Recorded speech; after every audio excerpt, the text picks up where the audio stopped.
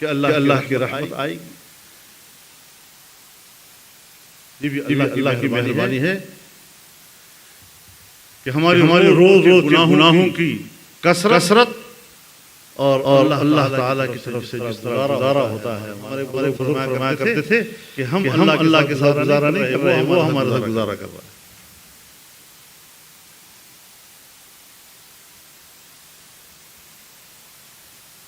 جہاں پر اللہ کا دین ہوگا، یاد رکھیں دین اسلام کی ایک خصوصیت ہے جو کسی دوسری دنیا کے قوانین میں نہیں. تمام دنیا میں چلے جائیں، ان کی مملکتی اور قومی زندگی کا آغاز قانون سے ہوتا ہے. کوئی تنازع کھڑا ہو جائے فوری جاؤ عدالت میں، قانون کا سہارا لو. لیکن دین اسلام جس کی ابتدا اور آغاز اخلاقیات سے ہوتا ہے. پہلا دائرہ اخلاق کا ہے. اخلاقی رویوں کے ساتھ ایک دوسرے سے نباہ کرو. الصلح خیر، صلح کر لو، کوئی بات نہیں، معاملات آپس میں طے کر لو. آپ نے کسی کو قرض دے دیا، مہینے کے بعد واپس کرنا ہے، اس نے مہینے کے بعد واپس نہیں کیا، آپ نے مطالبہ کیا، وہ کہتا ہے میرے پاس ادا کرنے کے لیے ابھی کچھ نہیں. اللہ فرماتے ہیں فنظرۃ الی میسر، مہلت، کوئی بات نہیں، جب تک آسانی آ جائے گی تب ادا کر لے گا. اخلاق سے شروع ہو. اب اگر وہ نہیں ادا کرتا، اس کے باوجود نہیں ادا کرتا، تو قرض دینے والے کو کہتا ہے کہ معاف کر دو، چھوڑ دو. اب جب ایک مہلت نہیں دے رہا اور دوسرا ادا نہیں کر رہا، تو پھر اس کے بعد قانون کا دائرہ شروع ہو جاتا ہے. پھر عدالت پہ جانا پڑے گا، آپ کو ثابت کرنا پڑے گا کہ میرا حق ہے، اور ریاست وہ حق لے کر دے گی. کیا ایسا نظام دنیا میں کہیں ہے؟ اور رسول اللہ صلی اللہ علیہ وسلم نے فرمایا کہ قیامت کے روز میزان اس کا بھاری ہوگا جس کے اخلاق حسنہ زیادہ ہوں. وہ دین جو اپنی انفرادی اور اجتماعی اور مملکتی اور معاشرتی زندگی کا آغاز ہی اخلاقیات سے کرتا ہو، اس سے بڑھ کر اس کا امتیاز اور کیا ہو سکتا ہے؟ اگر چہرہ بگاڑا ہے، ہم نے بگاڑا ہے. اپنی ذات پر بھی انسان غور کر لے، اپنے گھر پر بھی انسان غور کر لے، خود احتسابی کرے، پتہ چل جائے گا کہ قصور میری طرف سے ہے. مملکتی سطح پہ آ جائیں، 75 سال ہمارے گزر گئے اسلام کے نام پر بنے ہوئے ملک، آج بھی ہم شریعت پیاس کیوں محسوس کر رہے ہیں؟ وہ تشریح کیوں ہے؟ آخر وہ تشریح ختم نہیں ہو رہی ہے. کچھ تو وجہ ہے نا. ایک آدمی کہتے ہیں میں پیاسا ہوں، تو پیاسا ہوگا تو اس کا کرم نظر آئے گا نا. مستی سے تو نہیں کہتا کہ میں پیٹ بھرا ہوا ہے اور میں پانی مانگتا ہوں. تو پیاس ہوگا تو اس کی بنیاد پر وہ کرم کا اظہار کرے گا. اگر آج پاکستان کے اندر عام مسلمان، دینی طبقہ، مذہبی لوگ اس حوالے سے تشریح کا اظہار کر رہے ہیں اور کرم کا اظہار کر رہے ہیں، تو کچھ تو ہے نا جو نہیں ملا ہے، نہیں مل رہا ابھی تک. ہمیں سوچنا چاہیے کہ اگر مملکتی طور پر ہمارا کردار یہ ہے تو کیا ہمیں سیرت النبی کی بنیاد پر جلسے کرنے کا حاصل ہے؟ کیا نسبت ہم قائم کر رہے ہیں؟ زبانی تعلق منافقین بھی اظہار کرتے تھے. وہ بھی کہتے تھے ہم کلمہ پڑھتے ہیں، مسجد بھی چلے جاتے تھے، ٹکرے مار لیتے تھے. لیکن اسلام کی حقیقت آ جائے اور اسلام کی حقیقت مشکل بھی نہیں ہے بھائیو، مشکل بھی نہیں ہے۔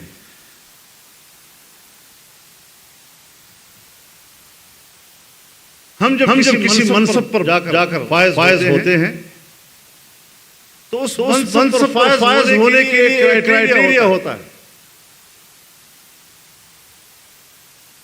آپ 20-22 گریڈ کی منصب پر پرائمری اسکول کے طالب علم کو نہیں بٹھا سکتے، اس کے پاس کرائٹیریا نہیں ہے، اس کے پاس علم نہیں ہے، اس کے پاس تجربہ نہیں ہے، اس کے پاس تربیت نہیں ہے۔ تو جب ہم خلافت کی بات کرتے ہیں، امامت کی بات کرتے ہیں، امارت کی بات کرتے ہیں، تو اس منصب پر فائز ہونے کے لیے کرائٹیریا عبادت ہے، اللہ کی بندگی تو اختیار کرو نا۔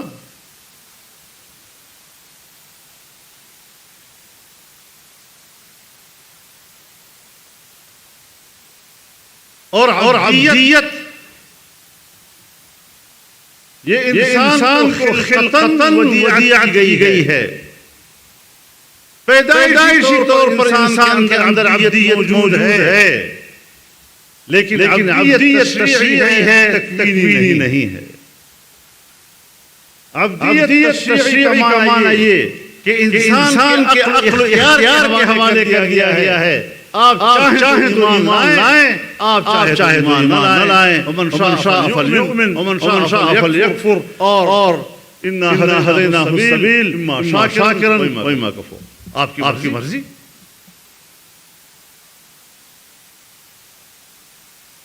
تو پھر جا کر ہم اقتدار کے مستحق بن جاتے ہیں۔ کیا ہمارے اندر وہ عبدیت ہے؟ کم از کم ہم 5 وقت کی نماز پڑھتے ہیں، فرائض ادا کرتے ہیں ہم لوگ۔ جب انسان کے اندر عبدیت نہیں ہے تو اس کا معنی یہ ہے کہ اس کے اندر خلافت کا کرائٹیریا نہیں ہے، معیار نہیں ہے موجود۔ تو جب سوالات ہوتے ہیں دنیا میں تو ہم کہتے ہیں یہ انتہا پسند ہے، یہ تو شدت ہے۔ کوئی شدت پسند نہیں ہے، اسلام کا اصول ہے کچھ۔ اس طرح آپ کے اصول ہیں، اسلام کے اصول ہے، شریعت کی اصول ہے۔ اور مملکتی زندگی میں اسلام آپ سے چاہتا کیا ہے؟ دو ہی باتیں چاہتا ہے،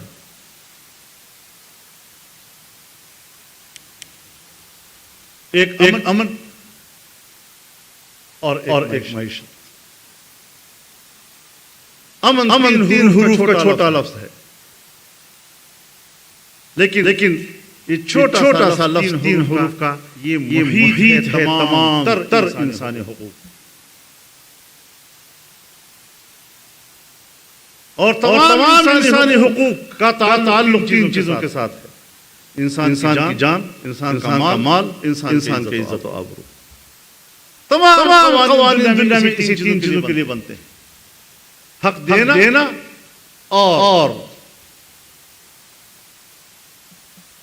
حق تلافی کرنا۔ اگر کوئی حق چھینے تو تلافی کیسی ہوگی؟ اس کے لیے نظام بنتا ہے۔ اور دوسری چیز ہے خوشحال معیشت۔ حضرت ابراہیم علیہ السلام کو جب منصب امامت عطا کیا گیا، اس کے لیے تو اللہ نے اس کا انٹرویو کیا نا، وَإِذِ ابْتَلَىٰ إِبْرَاهِيمَ رَبُّهُ بِكَلِمَاتٍ فَأَتَمَّهُنَّ، اس میں کامیاب ہوئے۔ قال إِنِّي جَاعِلُكَ لِلنَّاسِ إِمَامًا، اب تمہیں امام بنانے والا۔ اب وہ شخصیت جو ساری زندگی شرک کے خلاف لڑتا رہا، توحید کا درس دیتا رہا، رب اور بندے کے درمیان تعلق قائم کرتا رہا، اس کے لیے آگ میں جھونک دیا گیا۔ کیا آزمائشیں آپ پر آئیں، لیکن جو ہی آپ منصب امامت عطا کیا گیا، اب آپ کی ترجیح بدل گئی۔ اب ترجیح یہ: وَإِذْ قَالَ إِبْرَاهِيمُ رَبِّ اجْعَلْ هَٰذَا بَلَدًا آمِنًا وَارْزُقْ أَهْلَهُ مِنَ الثَّمَرَاتِ مَنْ آمَنَ مِنْهُم بِاللَّهِ وَالْيَوْمِ الْآخِرِ۔ اب آپ امن کی دعا کر رہے ہیں، شہر کو امن کا شہر بنا دیں۔ اور اس شہر والوں کو پھل فروٹ عطا فرما، خوشحال معیشت عطا فرما، لیکن آپ نے ایمان والوں کے لیے مانگا، من آمن باللہ والیوم الآخر۔ اللہ تعالیٰ نے ضابطہ دی کہ نہیں، ایک دنیوی زندگی ہے، ایک اخروی زندگی ہے۔ دنیوی زندگی میں قال ومن کفر فأمتعہ قلیلا، دنیوی زندگی میں تو میں جو کفر کرے گا اس کو بھی دوں گا۔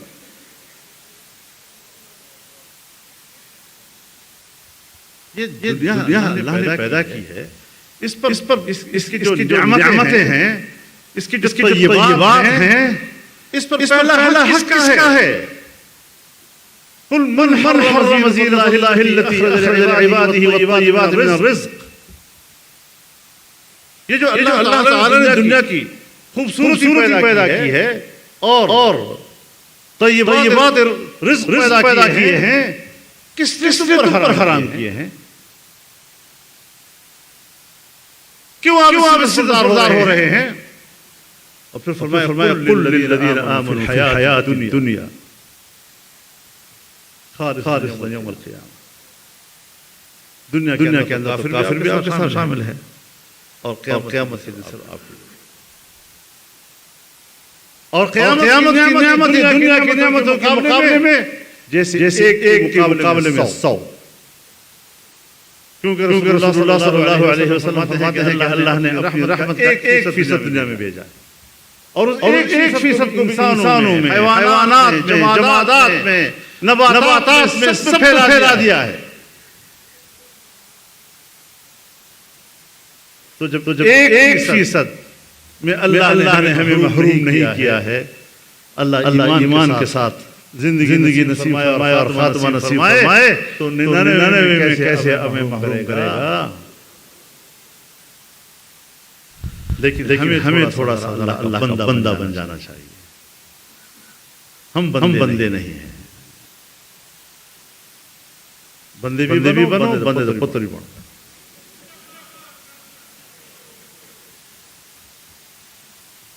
تب جا کر اللہ آپ کی طرف متوجہ ہو۔ حدیث میں آتا ہے کہ جب انسان عبادت کرتا ہے تو کہیں غافل ہو جاتا ہے، تصورات میں چلا جاتا ہے، اور اللہ پکار رہا ہوتا ہے میری طرف التفات کرو۔ کتنا پیار ہے اس کے اپنے بندے سے، میری طرف متوجہ ہو کر ذرا پڑھا کرو۔ آپ کی جو غفلت ہوتی ہے اس کے لیے اللہ تعالیٰ کیا رویہ اختیار کر رہا ہے آپ کے ساتھ؟